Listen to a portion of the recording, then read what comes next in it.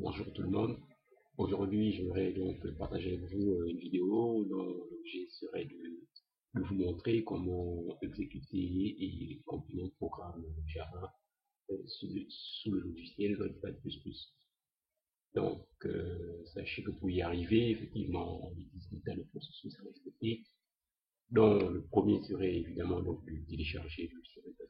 Vous allez installer sur les instructions demandées de façon naturelle comme toutes les installations. Alors, c'est une vidéo qui s'adresse souvent, s'adresse donc à des personnes débutantes en informatique et non des personnes expertes. Donc, ma vidéo, lorsque je la soumets, ce n'est pas pour les personnes qui, pour ces choses-là, sont assez basiques, quoi. Voilà.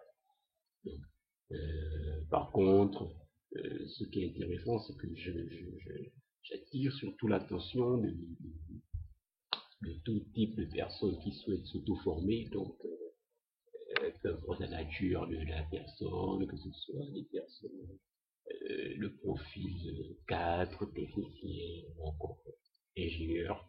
C'est une démarche que moi j'encourage, à savoir l'auto-détermination, l'auto-formation.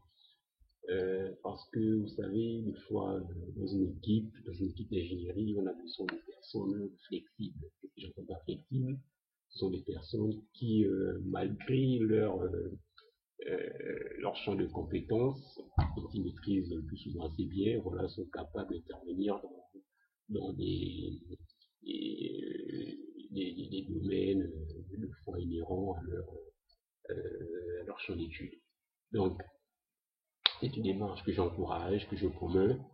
Et de toute façon, pour les personnes qui sont engagées dans cette dynamique-là, je peux vous assurer que ce sera bénéfique pour eux dans l'avenir, ou pour les personnes déjà qui sont en exercice de leur fonction d'ingénieur.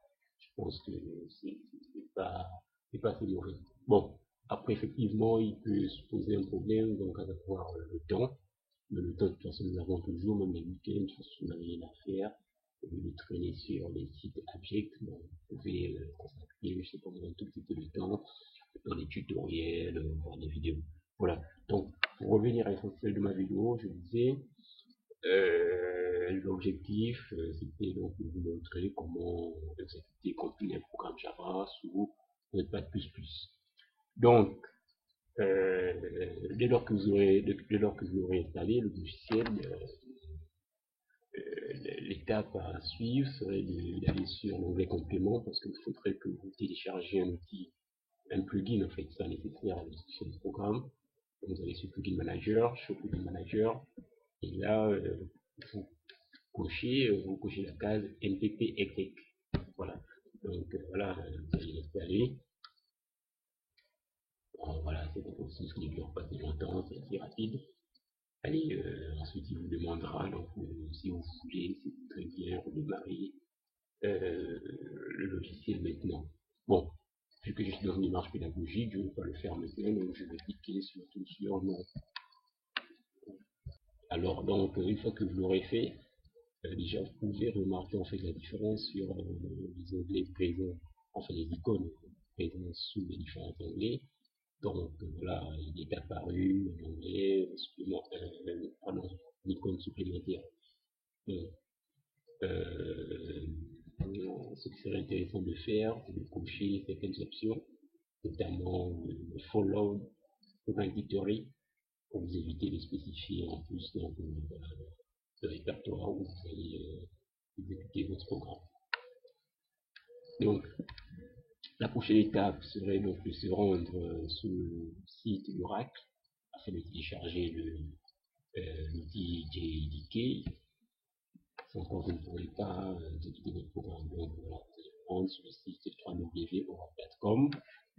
Allez-y sur la rubrique Download, le téléchargement, et vous cliquez sur Download afin d'installer le JDK. Voilà. Donc faites surtout bien attention vos chemins, vous spécifiez vos programmes. Donc sur Windows 7, je pense que la plupart, bon, pour ceux qui s'intéressent, vous savez que lorsque vous installez un logiciel, cela dépend effectivement de la taille du système, quand il s'agit d'un système, enfin d'un programme qui fonctionne sur un système 32 bits, ou bien un programme qui fonctionne sur un système 64. Donc faites très bien attention à cela, sinon si vous le mettez dans le mauvais chemin, vous risquez de perdre du temps et de vous embrouiller sans savoir pourquoi est-ce que votre programme ne marche pas. Voilà. Donc, une fois que vous l'aurez fait, il faut que vous aurez installé donc, le JDK. La prochaine étape, bon, si vous voulez être sûr que votre programme Java a été bien installé et que cela fonctionne correctement, je vous invite donc à aller sur l'invité de commande, le CMD, Windows. Oh, moi, je vais lancer en tant qu'administrateur. Oui, je vais le lancer en tant qu'administrateur. Voilà, il suffit de taper Java. Voilà, et là, il apparaît donc un lot d'options. Si vous voulez savoir davantage, si vous voulez savoir sur la version que vous avez installée, voilà, tapez Java, du 6 version. Voilà, donc vous avez toutes les informations nécessaires en ce qui concerne la version du Java que vous avez installé.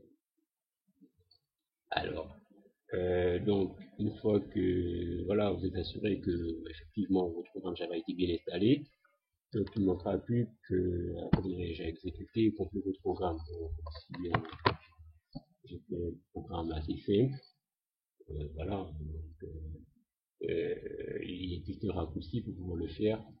Vous appuyez sur la touche F6, donc les instructions de commande à saisir sont Java Planet suivi de l'extension du programme Java. Et ensuite, donc, la première expression va vous permettre de compiler le programme. C'est parce que je le fais de façon successive et de façon directe. Enfin, de façon directe, je vais faire dans un premier temps la compilation. Voilà. Donc là, j'ai compilé le programme. Et si vous voulez, à présent, comment dirais-je, l'exécuter, vous tapez donc Java Planet. Voilà. Vous avez votre programme qui marche assez correctement et assez bien. Voilà. Donc j'espère surtout avoir répondu aux questions des personnes qui s'interrogeaient comment faire en fait pour exécuter et compiler un programme Java sous Notepad++. Donc les personnes expertes, comme je disais tout à l'heure, des personnes avancées, c'est sûr que ça va sembler assez basique. Mais ma vidéo ne vous concerne pas, ça concerne plutôt du public débutant, des personnes qui sont dans une démarche d'auto-formation. Voilà. Donc je vous remercie. Si vous avez des critiques à me faire, des suggestions, des remarques, je suis à votre disposition. Merci, au revoir.